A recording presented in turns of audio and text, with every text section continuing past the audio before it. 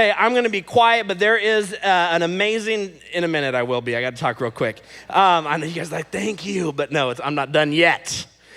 We have an amazing opportunity tonight to hear our state rep come up. And if you don't know what that means Celebrate Recovery is much bigger than just Big Valley Grace Community Church, CR.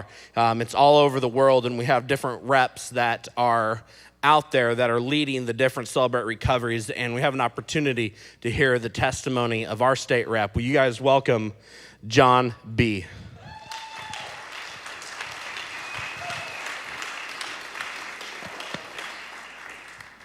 Thank you, Scott. You took a couple minutes of my time, but I'll let that go.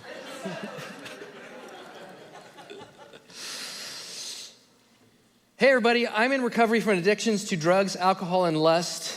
I love Jesus, and my name is John.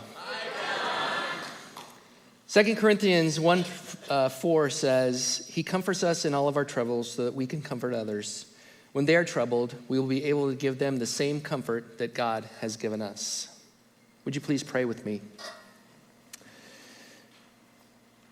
Lord, tonight I just ask that you take this kind of twisted, crazy story of some young kid who was lost, looking for his identity. And I just ask that you use that story to touch at least one person. Make it your story. Make it your story of your incredible love, your incredible grace, that one person may hear and take one step closer to you. I ask this in your precious name. Amen. So the title of my story, this is a story of me searching for my identity. And the title of my story, this first part is called The Good Kid. I was born in Merced, California, the youngest of 5 kids. God gave me 2 awesome parents who loved me and provided for me the best that they possibly could. I remember the first 10 years of my life being pretty normal, and I really thought that every family was exactly like my family. It wasn't until I spent the night at a friend's house that I discovered that every family was not like my family. That night, I saw my friend's dad so drunk that he couldn't make it from the car into his bedroom without the help of his 8-year-old son. That was the very first time that I had seen the effects of alcohol. Later, when I told my mom about this, she said that he might be an alcoholic, which was a term that I'd heard in reference to my own dad before. But I had absolutely no idea what it meant. We never talked about it at home. I guess that was our family secret, but I absolutely didn't know why. See, in my mind, if my dad was an alcoholic, then everyone should want to be an alcoholic. You see, he didn't drink, he didn't smoke, he didn't cuss, he loved us and he spent time with us. I didn't see anything bad about that or any reason to keep it a secret. I remember my mom telling me something about how my dad would act differently if he was actually drinking. I found out later in life that my dad's recovery from alcoholism began 19 days after I was born. I tell him I scared him straight. When I was 8 years old, I joined the Cub Scouts. I went to that first meeting, and they talked about all the different awards and ranks through Cub Scouts and Boy Scouts. And man, I walked out of that meeting and I knew without a doubt that someday I was going to be an Eagle Scout. Yeah, that never happened. But I did spend the next 7 years developing my own overachieving, self-centered, all-or-nothing attitude that still sometimes I can struggle with today. This next chapter is called The 11-Year-Old Working at a 7-Eleven. In the 5th grade, I started smoking with one of the kids from my scout troop. My family environment began to change that year, too. My grandfather had sold the family business the prior year, and my dad was faced with finding a new job. So my parents decided to purchase a 7-Eleven franchise in Merced. I remember being so excited and thinking how great it was going to be. I would be able to ride my bike all the way across town, which I was not allowed to do yet, so that I could go to work because I was going to have a job. And I would make more than the measly $1.50 a week allowance that I was getting, that I had to put 50 cents in the bank of. And dude, the best part? Slurpees. Slurpees. So when my parents took over the store, my starting wage was $20 a week. Major mistake. To put that into perspective, at that time a Slurpee was only 16 cents, and there was actually such a thing as penny candy. I was having a blast. I was saving up to buy a new bike. But when your iPad messes up. But working there, I also learned that a lot of people drink beer and smoke cigarettes. These were families that I knew, families that my parents knew, things that I'd never seen. Even people in law enforcement did those things. This was really new for me. I kind of led, now I feel like a sheltered life. I remember at that age, I remember looking behind the counter at all those cigarettes and all those doors of beer and thinking to myself, someday I'm gonna try every single brand. And you know what? I did. And then there was a pornography. Lusting over pornographic magazines became my very first addiction. I just didn't know it at the time. During my junior high years, I continued to make decisions that I thought would make me into the man that I was now trying to become. I no longer looked up to my dad or my brothers. I wanted to be different, better, stronger. I began to think that drinking, smoking, cussing, looking at porn were signs of strength in a man. In my new world, the world of the 11-year-old at the 7-Eleven, I had learned, or thought that I learned, that there were a lot more people doing it than not doing it. Life at home was also different too. The structure that I had grown up with was gone. We very rarely ate dinner together anymore, and we only went to church on Christmas and Easter.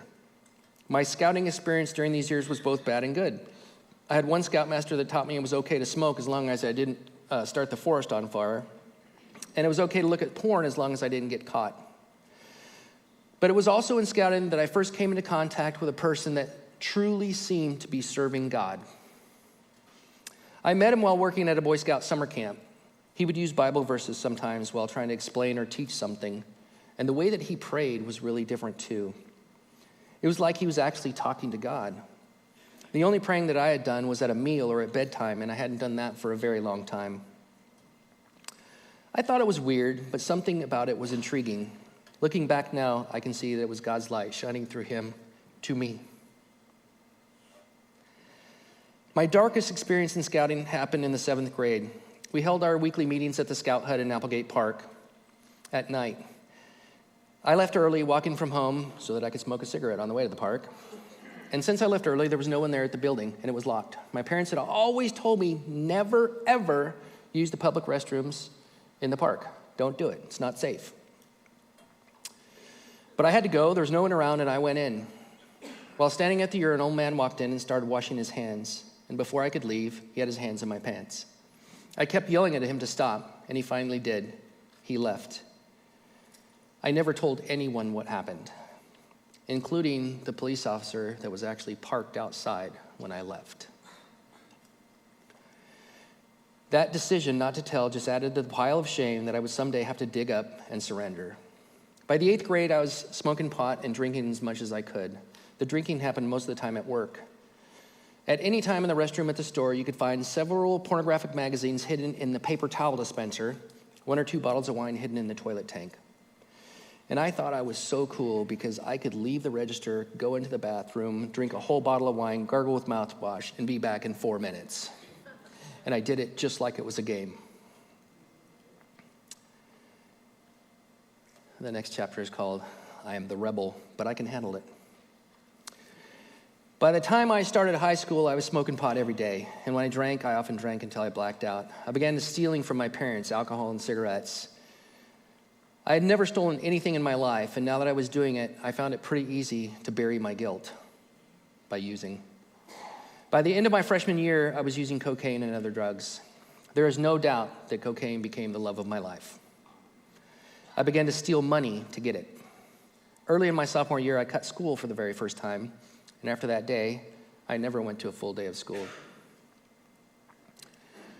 I was also no longer partying with people my own age. Most of the people I hung around with were between 10 and 30 years older than I was. Basically, I was partying with my friends' parents. In April of that year, I turned 16 and got my license and my first car. That night, on my 16th birthday, I drank, I blacked out, I rolled my car. 5 minutes before the accident, I dropped, this part's hard. 5 minutes before the accident, I dropped off my very best friend. I have always been grateful that he wasn't in the back seat that night because of the way the accident happened. The roof crushed into the back seat.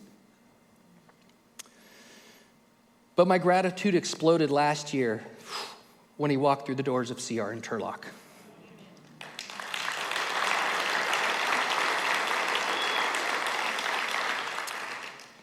Throughout all of this, my relationship with my parents was obviously strained. There's a line in the big book of Alcoholics Anonymous when they're talking to families that says this: frothy emotional appeal seldom suffices. And I have to tell you, my mother is a master at frothy emotional appeal. To get her to stop, though, I would shut her down with the truth of exactly what I had done yesterday or last week, whichever was worse, just to make her stop. I was cruel to her. Her heart would break and she would stop. But she couldn't stop trying to fix it. First, there was the county counseling sessions, private counseling sessions. She and her friends invited me to go to church. She even took me to a doctor at Stanford because she thought I might have a chemical imbalance in my brain. I made sure I had a chemical imbalance in my brain. But here's the part that I am so grateful for. My mother had groups of people all over Merced praying for me every day. Today, I'm truly grateful for that.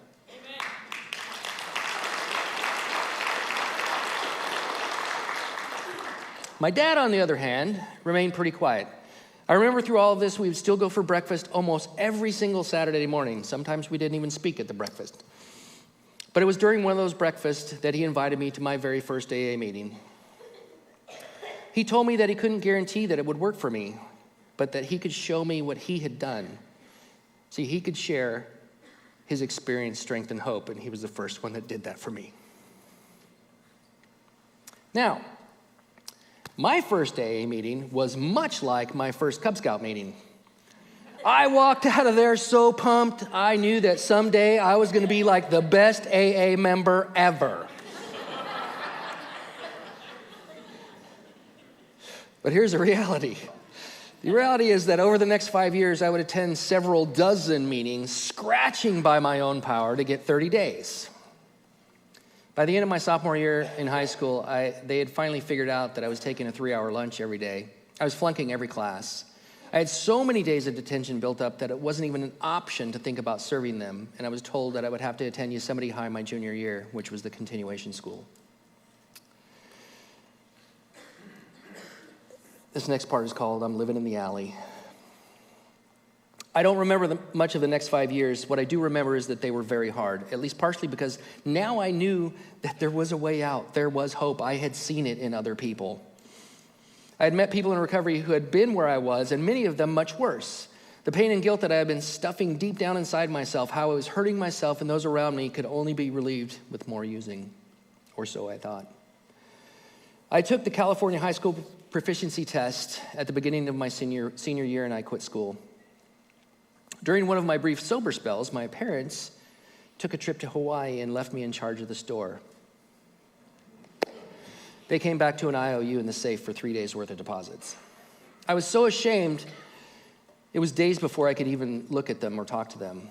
I moved out when I was 18, but even before that, I rarely came home. My dad had already taken the keys to the house away from me because he couldn't trust me.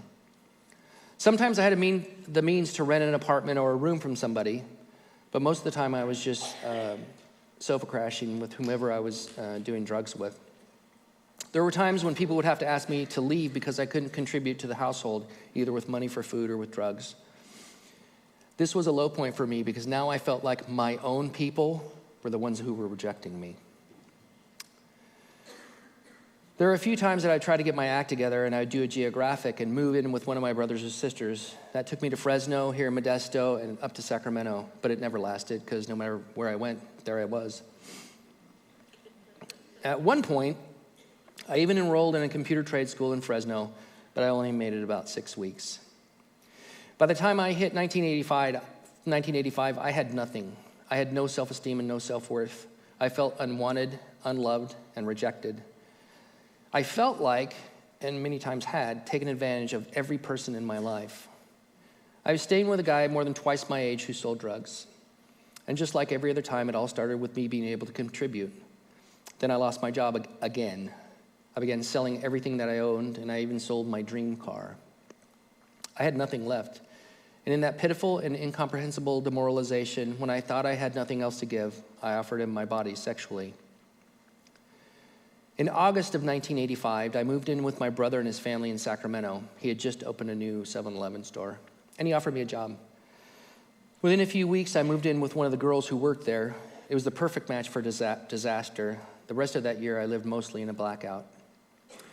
Now, I can't remember all the events that led me to December 10th, 1985, or even what happened or where I was that day. But that night, I wound up here in Modesto at my sister's house. I can't remember any of the conversation except for one sentence, and it's when I was banging on the door at 3 o'clock in the morning. She opened the door and she said, "You know what, John, there are places for people like you." 2 days later, I was invited to yet another 1-hour family counseling session that turned out to be my intervention. There was like 30 people in the room. Everybody's crying. It took me like 10 seconds to say, "I'll stay." One of the counselors took me out of the room while the rest of the family needed to talk, and he took me to the smoking room. I didn't have any cigarettes on me, so he asked one of the other patients, the prettiest girl in the room, if I could bum a cigarette. I know this has absolutely no significance to anyone else, but that cigarette came from my beloved wife, Karen, and we've now been married for 32 years.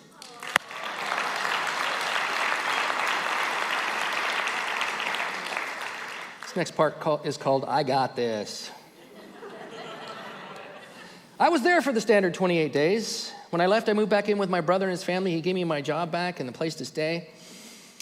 I went to 90 meetings in 90 days, along with my weekly aftercare meetings. I had a sponsor, listen to this part, but I rarely called him. Karen and I spent a lot of time together, and I remember having more money than I ever knew what to do with. I really thought things were great, but here's the reality. I was not prepared for temptation. I was praying and writing in my journal every day, but I was not working the steps with my sponsor. And my support group was just as weak as I was. Proverbs 26:11 says that as a dog returns to its vomit, so a fool repeats his foolishness. The very first old friend that I saw that offered, I used. And it was demoralizing. I knew I would never do it again. Second person I saw he offered, I used. Then I knew I was done. I couldn't face Karen, so I took the easier, softer way. I disappeared. I didn't call her and I didn't take her calls. My addictions to drugs and sex again took priority, but as always with the insanity, I told myself, it won't get that bad. Within 30 days, I was on the biggest cocaine binge of my life. On July 14th, 1986, I checked myself back into the very same treatment facility, and I have not had a drink or a drug since.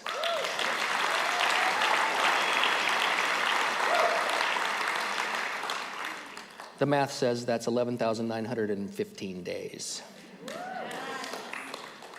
After I had been there for 24 hours, I was completely filled with fear. I couldn't think of any reason that treatment was going to work for me. How could listening to the same counselors, go through the same lessons, sitting in the circle with the same people, do anything different? I was terrified. It kind of felt like I only had the next 28 days to live. That night, I went to an AA meeting, and I found a new sponsor. During the next 28 days, I tried to change everything about my life, and all of it, honestly, came out of fear. My brother had held my job for me and offered me a room again, but I went to work for a painter who was in recovery, and I was set up to move into a sober living home when I got out of treatment. I began working the steps with my sponsor. Everything I did was about recovery and with sober people. If you hear nothing else tonight, when I was new, everything I did was about recovery and with sober people. I went to meetings and sometimes multiple meetings every single day. And on a day, sometime late in 1986, Working the third step with my sponsor in his backyard, on my knees, in the rain, I gave my life to Jesus Christ.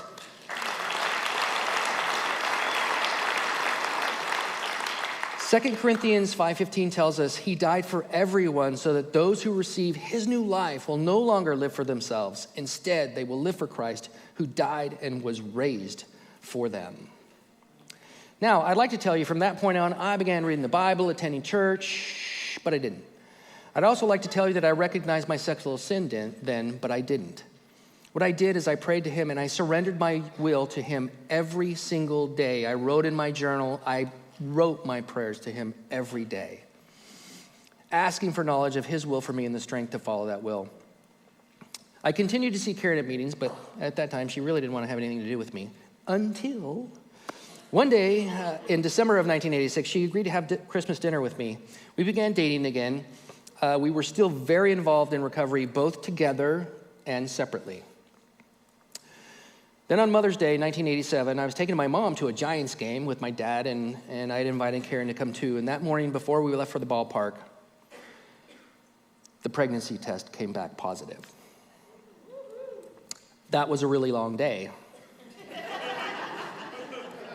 The next 30 days were very difficult. I prayed a lot, asking for direction and guidance. You see, I wanted to marry her. I loved her. But when I told her that, she freaked out. But look at my track record. There's a reason to freak out. We talked for what seemed like weeks, but it was only a few days. And then in a moment of very rare weakness, she said yes. And then it was my turn to be scared. You see, I had to go tell her father, a man that I had never met in my life, that, hey, your daughter's pregnant and I'd like your blessing to marry her. And really, you guys, I am not the brave kind of person. But somehow, with God's help, I did survive. We were married on June 27th, 1987, and our first beautiful baby girl, Kelsey, I don't know why this hits me, was born on December 30th of that same year. And by the way, Kelsey is now carrying our first two grandchildren, twin girls.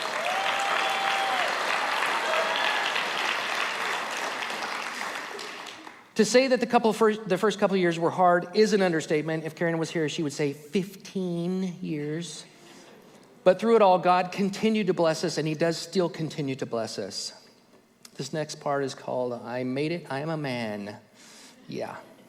In late 1989, I got a job driving a bread truck, and we moved to Fresno. I really thought all my problems were over. Our income doubled overnight. We had incredible medical benefits. We had no debt. Karen could now stay at home and raise our family, which is something that she really wanted to do. And on December 22nd, 1990, our second beautiful baby girl, Jessica, was born. Here's my mistakes, some of them. In the first 3 years that I was in Fresno, I didn't reconnect with a recovery family. I went from going to 4 to 5 meetings a week to go to 3 to 4 meetings a year. And I didn't attend church, even though my wife asked me repeatedly to go. And I found out how easy it was to buy things on credit. And it all started like this. Would you like to buy a Kirby vacuum cleaner? Let me tell you, I bought that Kirby vacuum cleaner. And 15 years later, I had almost $100,000 in credit card debt. Oh. Matthew 6:24 says, no one can serve two masters, for you will hate one and love the other. You'll be devoted to one and despise the other. You cannot serve both God and money. We chipped away at this debt for years, but by being faithful to all that is his, 100% of that debt has now been paid off.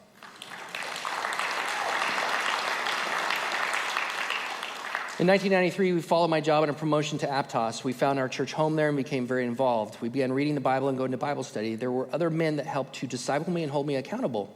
As I surrendered control and began to trust others to help me, my relationship with Jesus began to grow.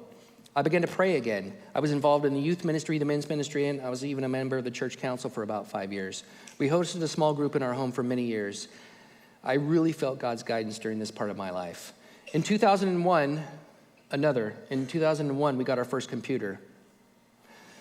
It didn't take me long to discover the seemingly limitless world of online porn, and my sexual addiction took over. I knew it was wrong. I could sometimes abstain for months at a time, but when I did look, it could be for hours and hours and days and weeks at a time.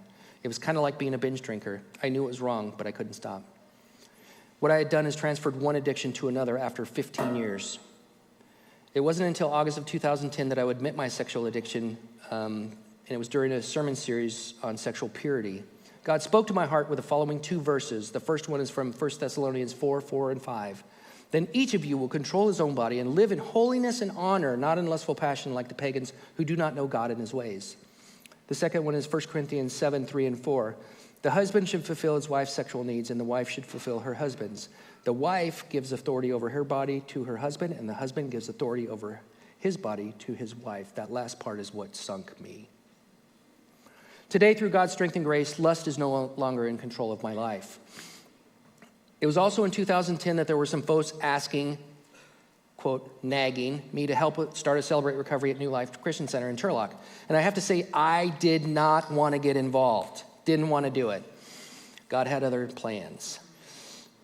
I didn't want to get involved when they told me I had to go through another step study. I mean, what could I learn about recovery? I already had been sober for 24 years. The answer to that question is a lot. I reluctantly went to my first CR planning meeting. It was just a planning meeting. We hadn't even started yet. And immediately I broke down in sobbing. I know that sounds weird, but this is what was going through my mind. Why in the world would I ever have left a community that accepts me exactly as I am? Why would I do that? Today, I just keep coming back. I've completed 7 step studies since then, and God has continued to reveal to me places in my heart and in my mind that need to change. He has been faithful with his strength, guidance, grace, mercy, and love. I'm a simple guy, and I have to keep my recovery simple too. Surrender is my focus every day. As you have heard, my path to obedience has been very slow, but God has been very faithful. With every yes I say to Jesus, I can feel more of his blessings. Saying yes to serving at New Life and Celebrate Recovery has been another blessing, in fact, many blessings. Because whether you realize it or not, when I say yes to serving at CR, God is using you to bless me. But the one thing that God continues to put on my heart is the blessing of confessing. This is James 5:16. This is the Message version because it just hits home for me. Make this your common practice. Confess your sins to each other and pray for each other so that you can live together whole and healed. The prayer of a person living right with God is something powerful to be reckoned with. Taking this journey with other brothers and sisters without the wedge of secret sin between ourselves and God is something that's irreplaceable. I know I'm a long way from perfect, and I have to surrender again and again, but I hold on to the same promise that my brother, the Apostle Paul, lived by, Philippians 1:6.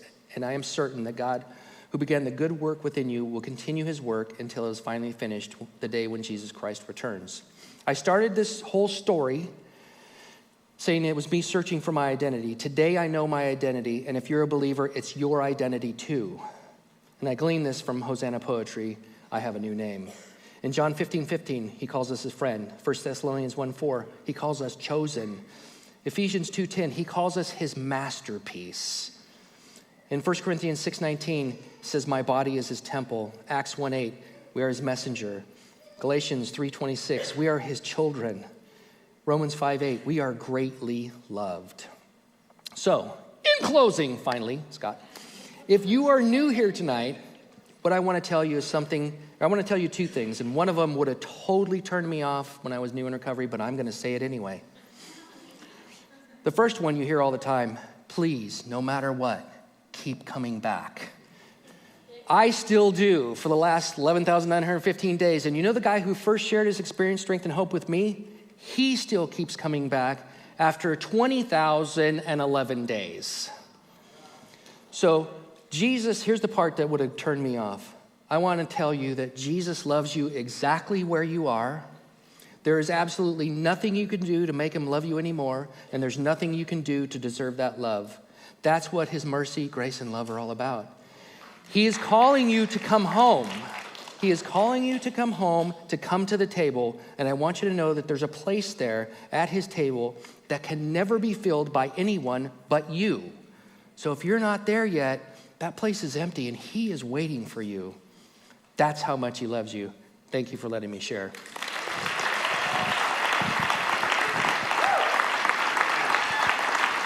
Ice cream shop.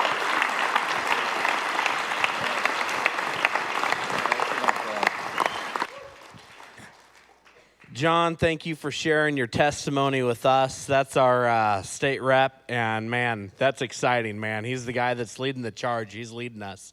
It's the guy you want to be behind. Keep going to meetings and keep giving back. So, hey, let's stand up and close our time with a serenity prayer. God, grant me the serenity to accept the things I cannot change, the courage to change the things I can, and the wisdom to know the difference. Living one day at a time, enjoying one moment at a time, accepting hardship as a pathway to peace. Taking, as Jesus did, this sinful world as it is, not as I would have it. Trusting that you will make all things right if I surrender to your will, so that I may be reasonably happy in this life and supremely happy with you forever and the next. Amen.